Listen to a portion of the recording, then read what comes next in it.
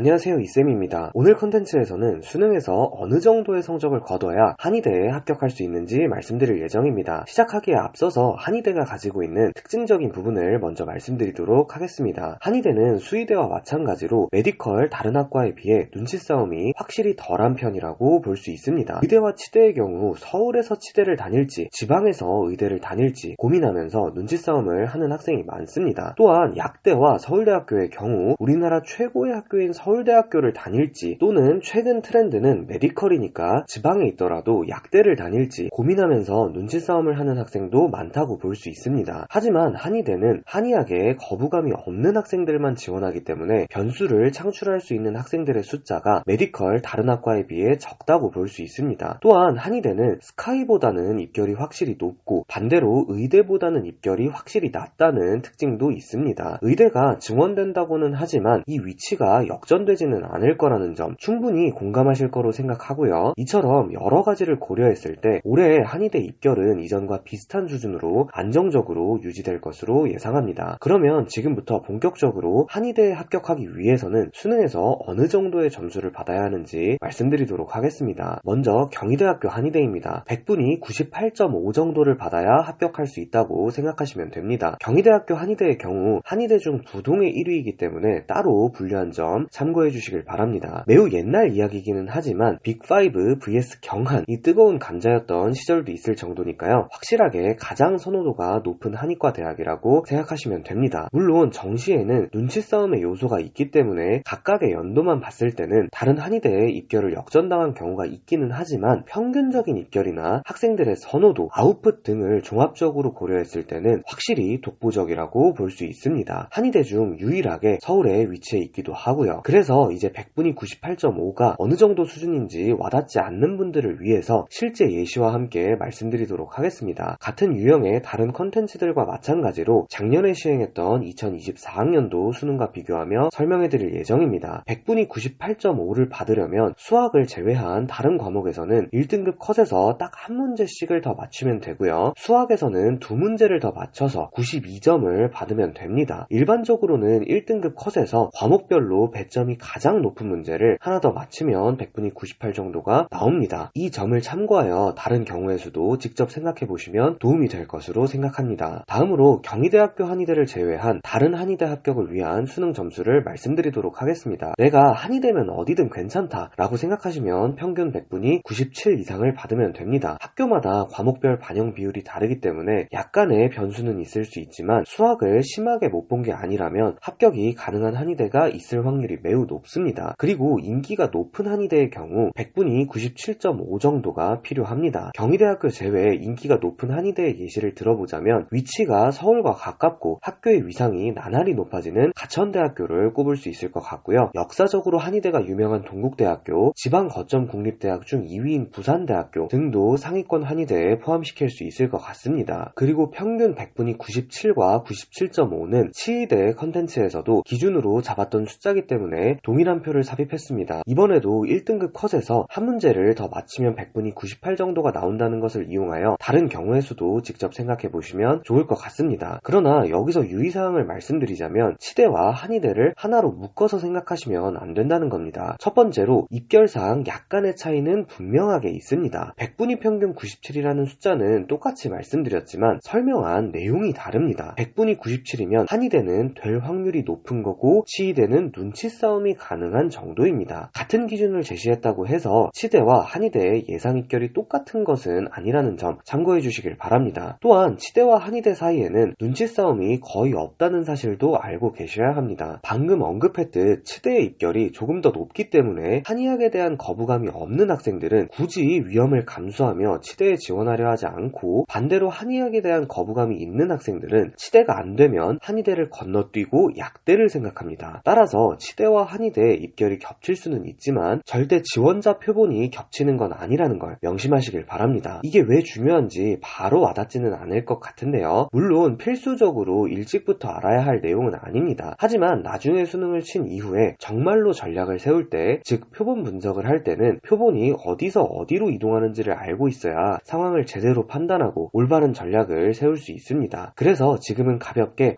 지원자 표본이 겹치지 않는구나 정도로만 생각해 주시고 마시고 나중에 제대로 전략을 세울 때 방금 말씀드린 내용을 다시 떠올려 보시길 바랍니다. 이제 정리하면서 영상을 마무리하도록 하겠습니다. 아마 한의대를 고려하시는 분들은 고민이 많을 수밖에 없을 거로 생각합니다. 왜냐하면 치과와 마찬가지로 한의원도 포화 상태고 한의학에 대한 일부 젊은 세대에 불신이 있는 것은 사실이기에 10년 뒤의 위상은 지금 같지 않을 수 있기 때문입니다. 하지만 한의학에 대한 호기심이나 흥미가 있는 학생들은 너무 흔들리지 마시길 바랍니다. 모 강사님께서 하셨던 말씀이 굉장히 와닿아서 이를 인용하자면 10년 뒤의 직업은 10년 뒤의 직업끼리 비교해야 한다는 겁니다. 10년 뒤의 메디컬이 지금의 메디컬만큼의 위상을 갖지는 못할 수 있습니다. 그러나 그런 식으로 비교할 게 아니고 10년 뒤에 어떤 직업이 메디컬보다 좋아질 수 있는지를 생각해 봐야 한다는 것이죠. 의사나 치과의사 제외 어떤 직업이 10년 뒤에도 한의사보다 확실히 좋다고 말할 수 있을까요? 변호사, 변리사, 회계사 전부 다 지금 포화 상태고 메디컬과 똑같이 10년 뒤에는 지금보다 상황이 안 좋아질 겁니다. 그러니까 한의대를 너무 평가절하하지 마시고 목표를 잡았으면 흔들릴 필요가 없다는 말씀을 드리고 싶습니다. 오늘의 컨텐츠가 정시로 한의대에 합격하고자 하는 학생 및 학부모님들께 많은 도움이 되었길 바랍니다. 감사합니다.